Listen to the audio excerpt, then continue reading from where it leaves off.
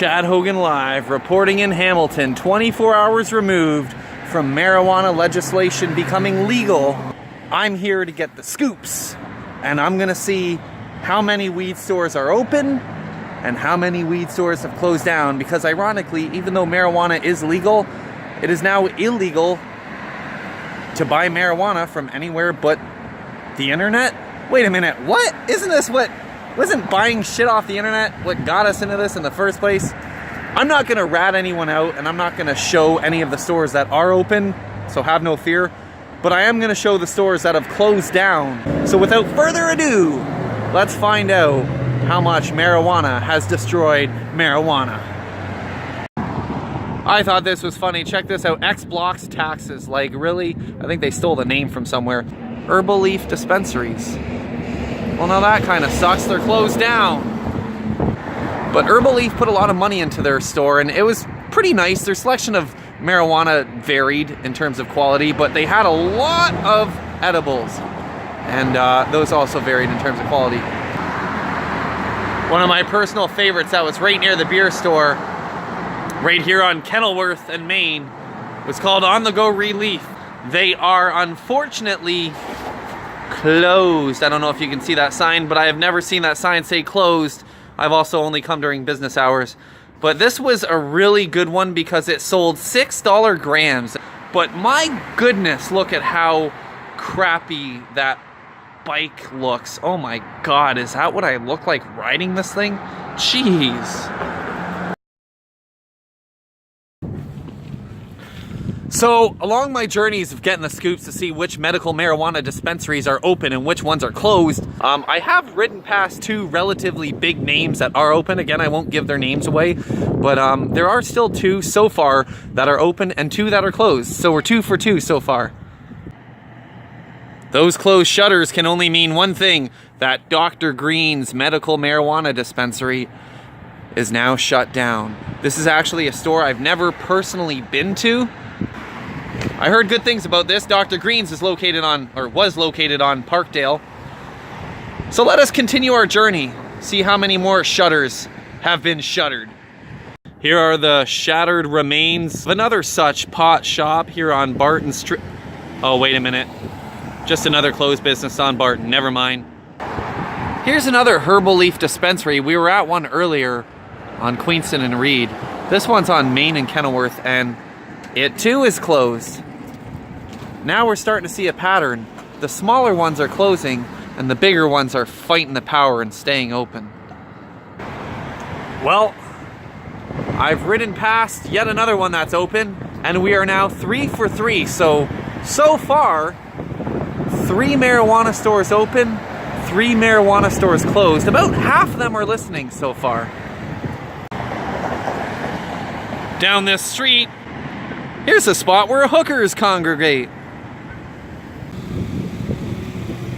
Here's a weird store. Wonder what the 7-Point Society is. That sounds some Illuminati shit if I've ever heard one. It's probably just like a nail salon.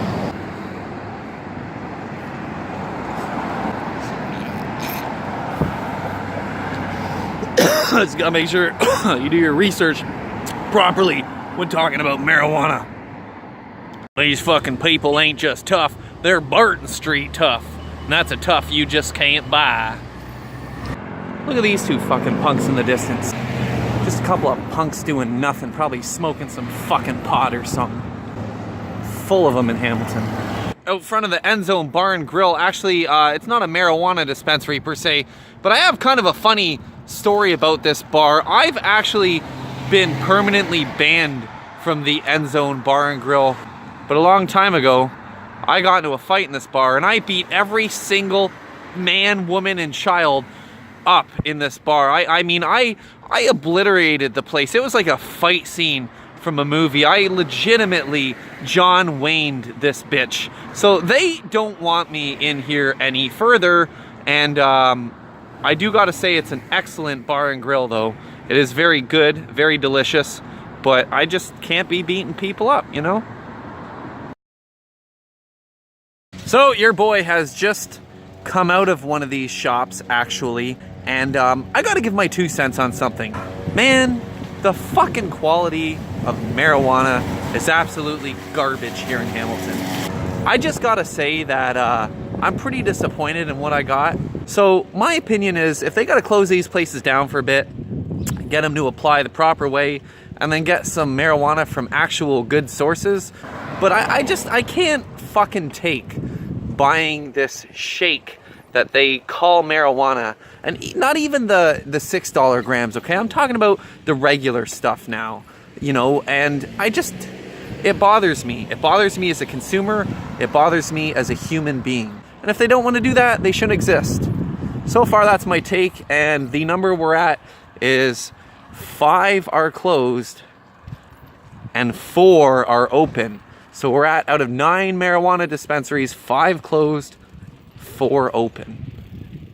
Moving away from some of the festive crack houses of Hamilton, we enter Stony Creek, where one of the more famous weed houses has been available for the last year, the Wellness Clinic. Let's go see if they're still doing well. There she blows.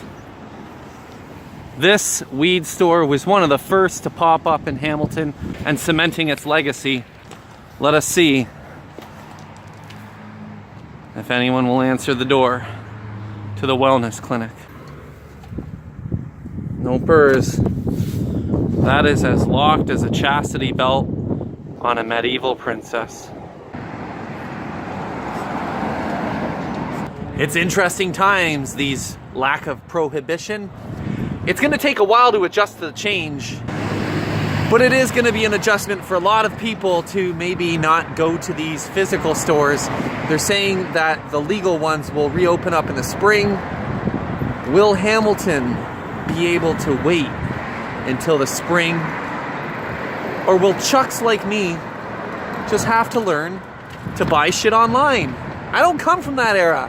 I don't have an Amazon account. I don't know what Wish is other than the pennies you throw in the fountain at the mall. But what I do know is, if I want to smoke weed and I don't want to risk getting arrested in one of these stores, I think you and I are just going to have to go to ocs.ca, and this is not a paid advertisement. This is a harsh reality. Reporting on site, on location, and live from Hamilton, this is Chad Hogan.